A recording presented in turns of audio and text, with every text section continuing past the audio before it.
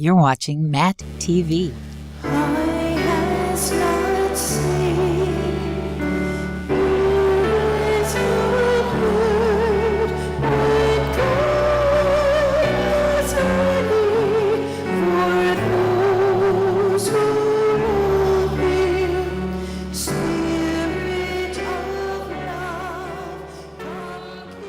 My discernment started probably way back when I was young in high school, when I first was sort of invited to discern this call, and it became stronger in my mid-20s when I was really thinking and praying about what was next in my life. And it was then that I was invited to discern this call to priesthood. I wasn't absolutely sure that I was going to be a priest, but I felt very strongly led through the help of priest friends and in prayer that it was God's will for me to enter the seminary and to explore this question of, should I be a priest? Does God want me to be a priest? And throughout the process of seminary, it's been a learning experience. It's been an experience of learning about myself, learning about my relationship with God, and learning to listen to Him better in order to have Him confirm that call for me. Through many experiences and through a deepening of prayer life and living in community and learning about the church and loving the church, I've come to the conviction, with the help of the bishop, with the help of our vocations director, that it is the will of God and the will of the diocese that I be ordained a priest. And so I come right now to the precipice of making those promises, of becoming a deacon, becoming a cleric, and of handing myself over to the service of the church. So on Saturday, June 4th, I will lay down on the floor, beg the intercession of the saints, rise up and receive the imposition of hands on my head from the bishop, the ancient sacramental sign that confers the sacrament of holy orders. That, together with the prayer of consecration, will ordain me a deacon. And it's at that point when I have promised celibacy, I have promised lifelong prayer for the church. And I've promised obedience to the bishop, respect and obedience to the bishop and his successors. I will serve for a year as a transitional deacon, and then next summer I will receive the sacrament again, this time the sacrament of the Holy Order of Priest. I've certainly gone through hard times in my journey. My first year in the seminary, you know how you get to the end of some years and you know, you say, well, that year went by quickly. My first year in seminary was the longest of my life. Getting adjusted to the seminary, getting adjusted to the responsibilities of prayer, of work, of living in community, and undergoing some of the first transformations that are asked of men who are discerning a call to the priesthood was extremely, extremely difficult. I lived a few doors down from one of our professors' offices, and at the end of the year when I told him, yes, I'm coming back, he said, oh good, because some of those mornings I saw you and you looked like you were just gutting it out. That's what happens sometimes. There are sacrifices and there are, of course, difficulties in this life, as there are in any vocation. Ask any married person, and if they haven't had hard times, that's because they've probably only been married for about 6 hours.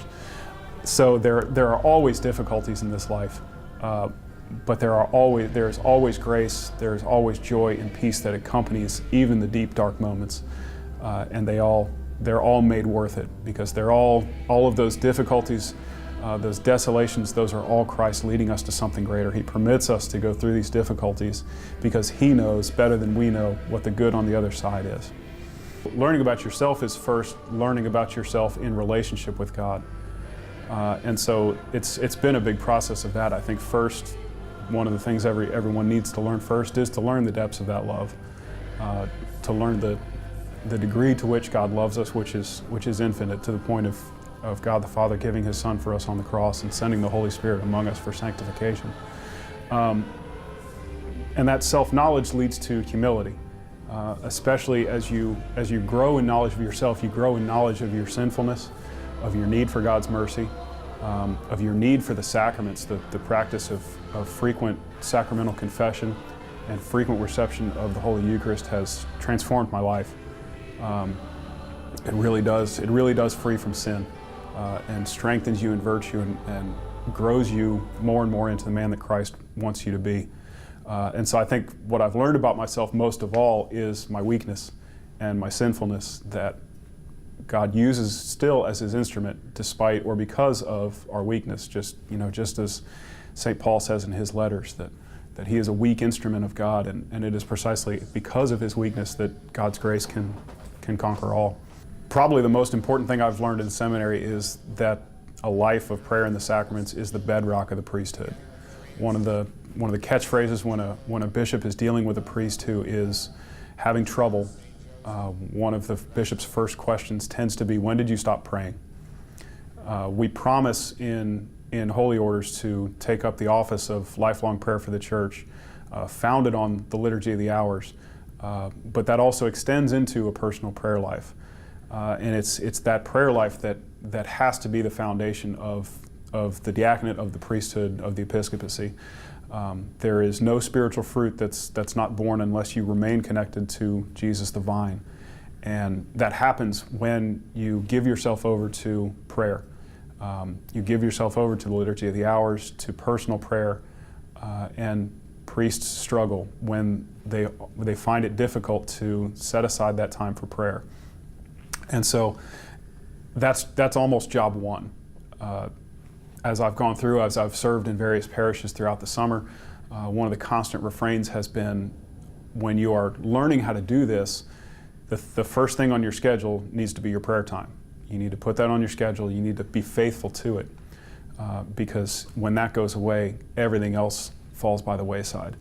And so it's out of that bedrock that you learn what God's will is for you. All of the good things in the spiritual life, all of the good things in our life of faith come after periods of quiet prayer. When Jesus was about to make his decisions, he would withdraw to the mountain before he called the 12.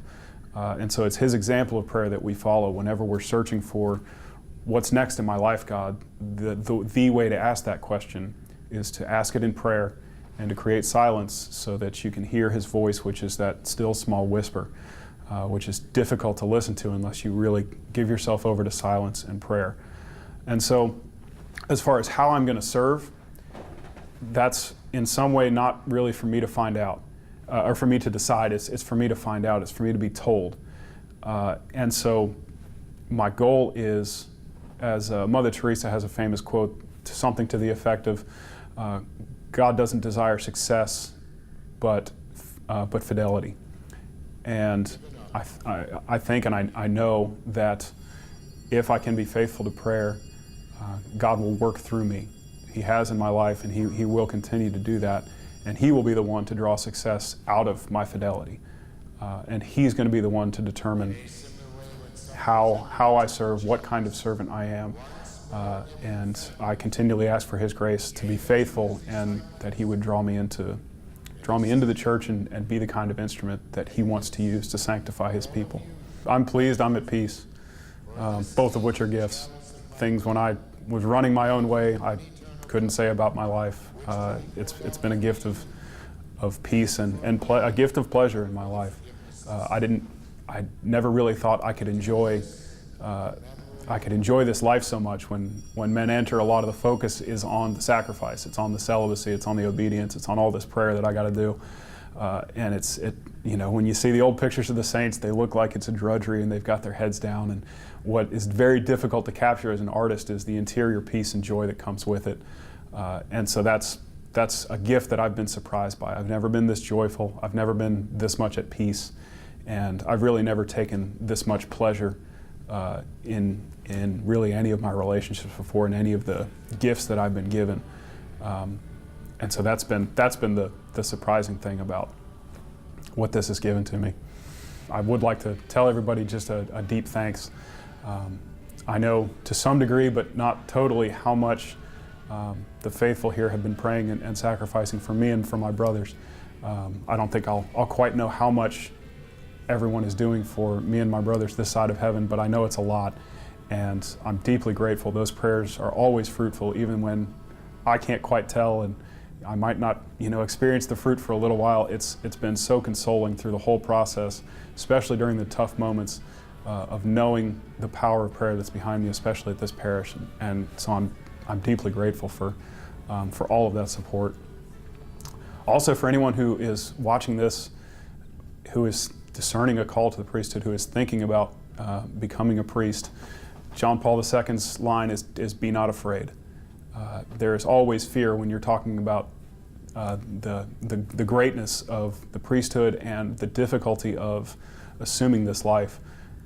But for those who are called to it, it's joy. It's joy throughout every sacrifice, throughout every difficulty, throughout every desolation. There is always deep spiritual peace and joy, which is the most attractive part of this life on earth. Be not afraid. Take the steps, start discerning. If it's not the Lord's will for you, that will be made known to you. If it is the Lord's will for you, that will be made known to you. And know that it is a good thing. It is a good, a peaceful thing, and a joyful thing to give your life over to Christ and to serve in His church in this way.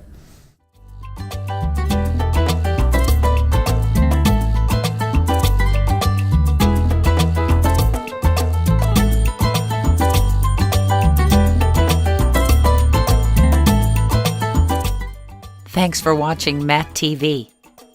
And remember to follow your faith with MATTtV.